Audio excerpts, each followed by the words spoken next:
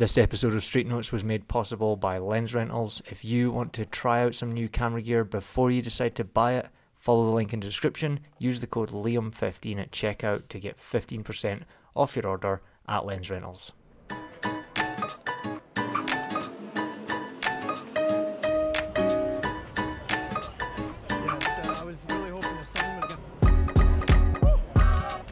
What's happening, folks? Welcome back to Street Notes. This is day 2 of my London trip, and starting off there's a fire in a building outside the train station that I got off at, so hung around here for a little bit because you never really know if something super interesting or dramatic is going to happen.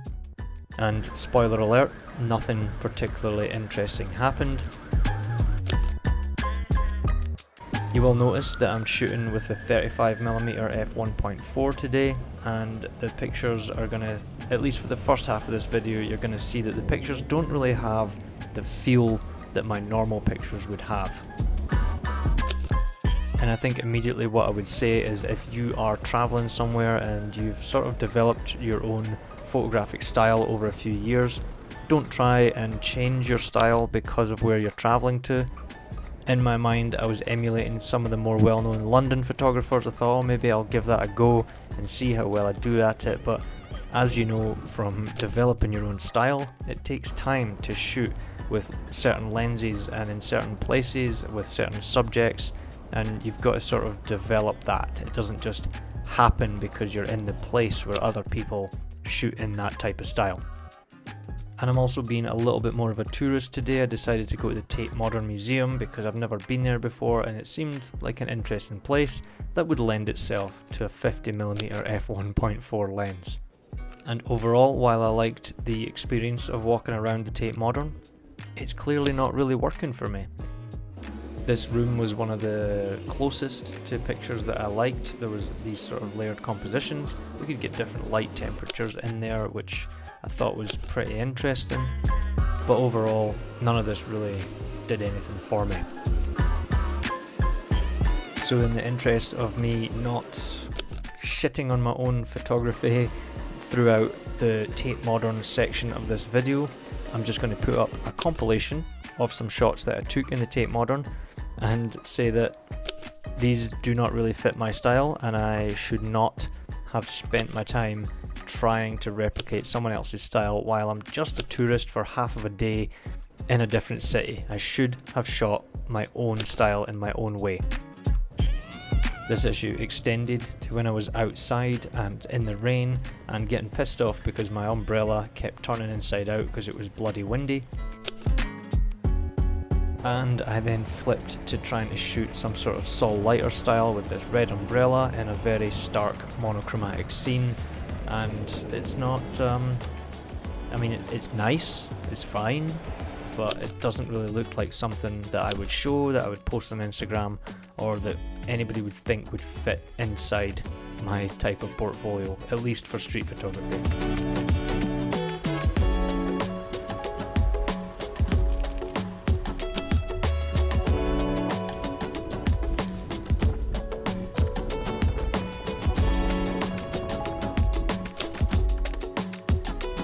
Did the same thing by going to the Barbican, taking shelter underneath I guess the apartments there, and walking around that area, which still yielded absolutely nothing.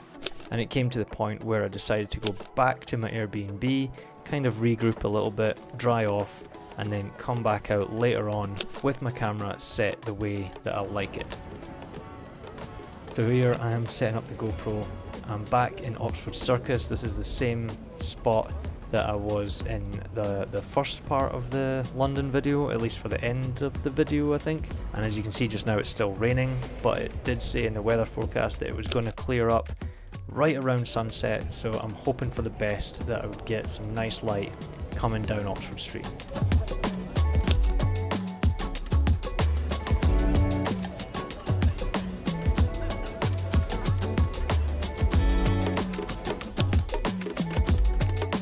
As much as I enjoy shooting with this Voigtlander 21, one of the problems that I have with it is that in dull light it looks terrible in the back of the screen. It's got heavy vignetting and it needs brightened up a lot in post.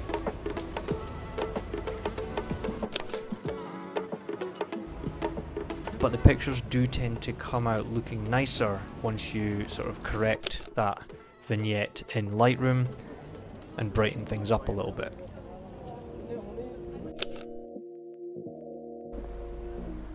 Now coming up here, this picture felt actually quite New York-y to me. This guy's taking a bite of his McDonald's and he just looks up and makes eye contact with the camera just as he's taking a bite. And I like that he sort of fills out that side of the frame, and the McDonald's M in the background suggests that he's probably just got himself a McDonald's. Now here I've walked up and down Oxford Circus and I've just turned around here, and this couple are holding their phones in a similar way. They're both wearing leather jackets, and then this chap walks through on the other side of the frame there, and he's putting a magazine or something in his bag. And there's something about this picture that I like. I can't quite put my finger on it. You know, the way these people's arms are, the gesture of his hand holding that bag, and he's got a similar angle.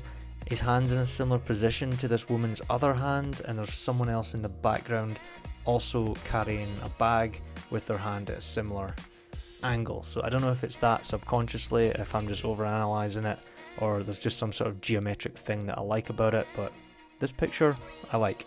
One of these guys said I looked like 6 Street Under, so I stopped, and of course they're also street photographers. Chatted for them for a little bit and then moved on.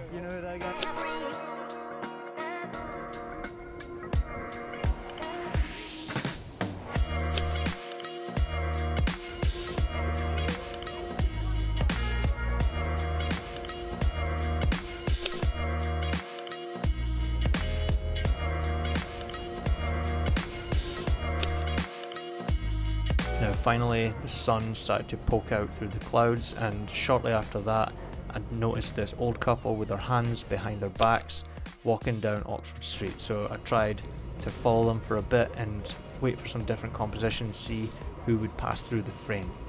And in my head what might happen is that if someone else passed by with their hands in front of them, crossed over in a similar kind of way, that would be perfect. And this kind of stems from me spending the day with Paul Harrison, and on the day before he took me to some museums and told me about how he likes to shoot in the London museums, and it was very interesting, and I thought, I wonder if I can make this happen on the streets of London. And right here you'll see there's a red jacket coming towards us and their hands are crossed in front of them. Now unfortunately I missed this, I didn't see them coming early enough, and also I was worried about the woman in the yellow who had sort of went forwards and to the left, so I did not have this framed up because I was kind of thinking, oh, I'll have to wait until I can get her in the frame again. And I'm just bummed that I didn't actually get that picture, but this person actually did. When I thought it might happen, it actually did happen. I was able to find the third piece to that frame and not get a picture of it in the end, but whatever. It was pretty cool to have noticed it and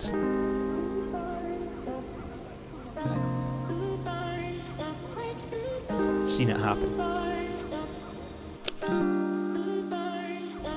This guy appeared to be really selling the hell out of that umbrella.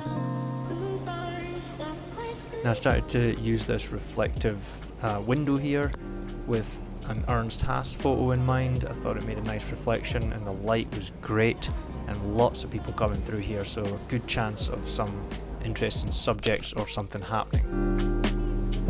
And before long I see this person with the tan jacket and someone else's silhouette projected onto the back of their jacket, and immediately this reminded me of a Joel Meyerowitz picture. And as I stood here I realised that this was actually quite common, because there's another tan jacket that walks past just a couple minutes later, and they also have a silhouette projected onto the back of them as well. So I've got a little mix of Ernst Haas and Joel Meyerowitz in this one frame.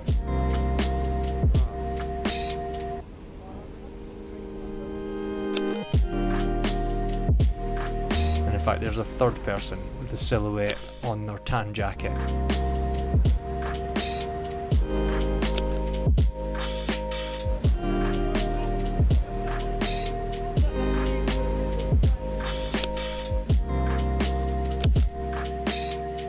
Walking back down Oxford Street here, the sun's still out, it's coming towards me now. I don't generally like it as much to shoot in this backlit kind of conditions, but it does have a certain mood, especially in conditions like this where it's just been raining and the ground is soaking wet. This is not something that I see very often in Colorado, but this is pretty typical for a British springtime, to have a lot of rain and then a little bit of sun that comes out and everything sort of becomes a bit more cinematic.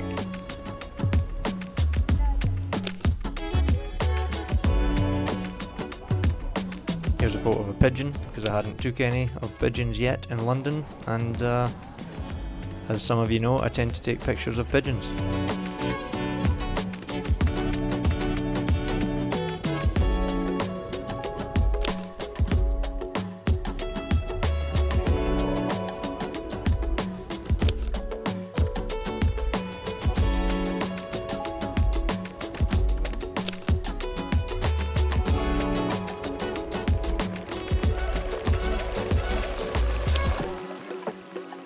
This here is the spot that I stayed in until the light disappeared. It was the last sliver of light before the sun went behind the buildings completely.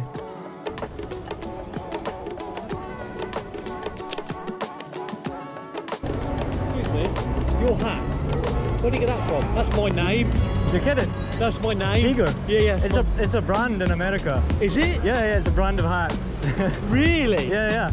Okay. Can I get a photo of him in the hat? Yeah, that's ridiculous. Go ahead. That is literally my name, so...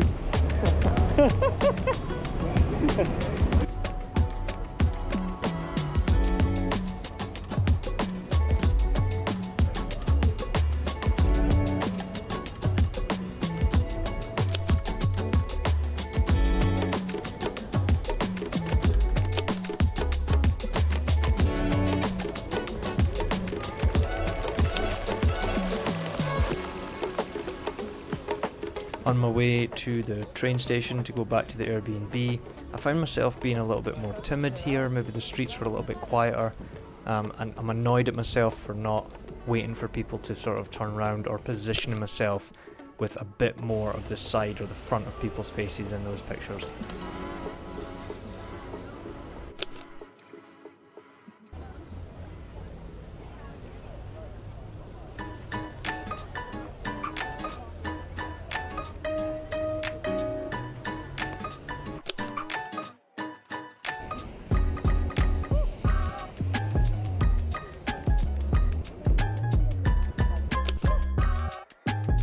Well, that was my second day in London and my first day actually using the Fuji 35 f1.4, a lens that I didn't think I was going to like, and even by the end of that day I thought it was probably the wrong choice for street photography for me, until I used it when I was in Greece at my friend's wedding. It was great to shoot some wedding photos on the day of, it was great to carry around. We visited the old city of Rhodes and I got some shots that I really love and are probably my favourite shots of that entire trip. And so in some situations I really did love that 35 1.4, almost to the point where I pretty much was about to keep it and to buy the X-Pro3 and to sell the Leica, until I talked myself out of it because I didn't need it, so there was no point in me trying to do that, as much as I loved that combo. So anyways, that is it for this one. Thank you very much for watching. Like and subscribe if you haven't already.